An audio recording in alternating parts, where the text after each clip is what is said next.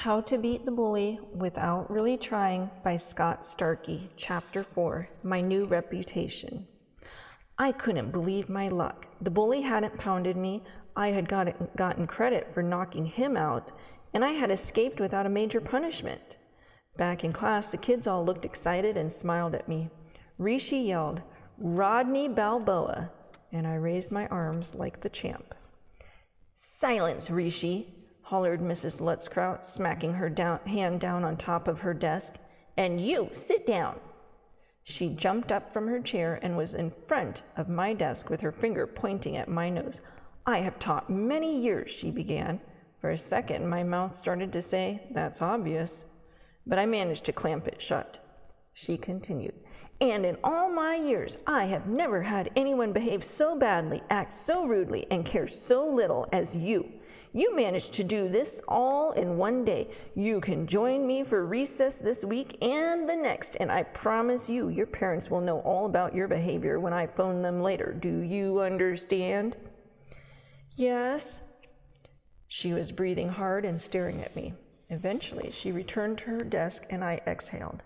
She sure knew how to take the thrill out of my victory. In fact, I started to feel sorry for myself and was worrying about what would happen when my parents found out. Then I started worrying about Toby and the bus ride home. I looked around the class and suddenly noticed something a lot more interesting than Toby. A real pretty blonde girl was looking right back at me. She mouthed the words, "Are you all right?" I nodded and thought, now I am. For the rest of the afternoon, I spent my time focused on her until Mrs. Lutzkraut announced it was time to line up for the buses. We trudged down the hallway, my nervousness growing with each step. I saw my bus and reluctantly climbed aboard. A rowdy cheer greeted me. Kids clapped and waved, and all over the bus they hollered, "Sit here," or "Great job, Rodney." The one boy not yelling was the one I had been worrying about. He sat in the seat right behind the driver, cowering.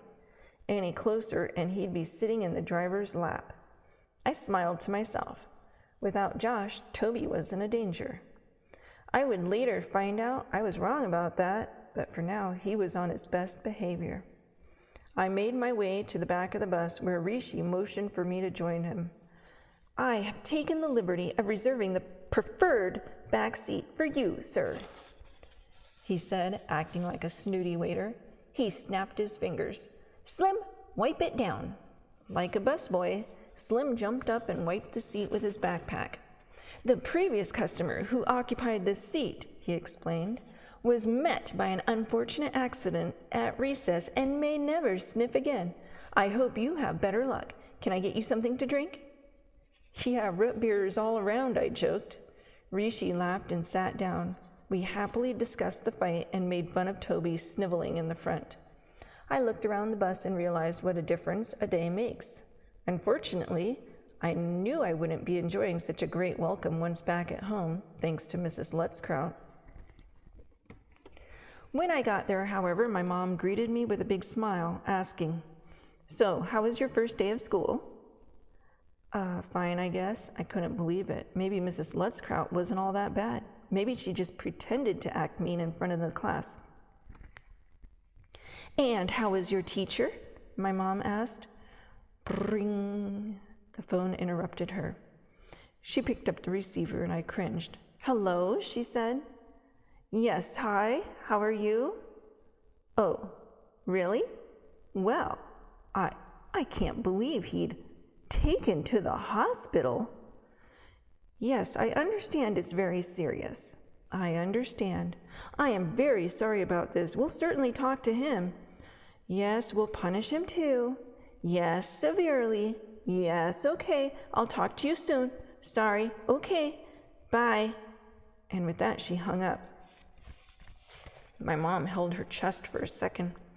"Rodney, get to your room. Just wait till your father gets home."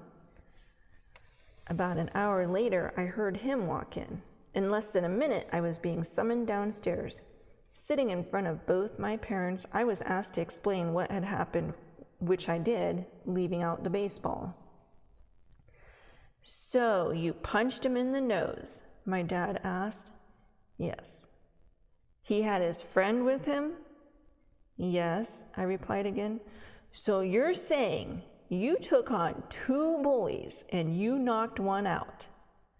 Yeah, that's what happened. My dad then stood up and I got ready for the lecture. I hated his talks. They could be threatening, but worse than that, they had a way of making me feel guilty. He was good at it, and both my mother and I waited.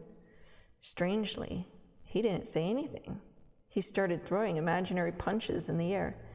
Gave him the old Rathbone hook, did you? He was now ducking and weaving like Muhammad Ali. Donald, your son hit a boy today, and what are you doing? Honey, my dad turned to my mother, a boy has to defend himself. But, sweetie, you were never a boy, and there are times you have to fight. Well, I don't think encouraging.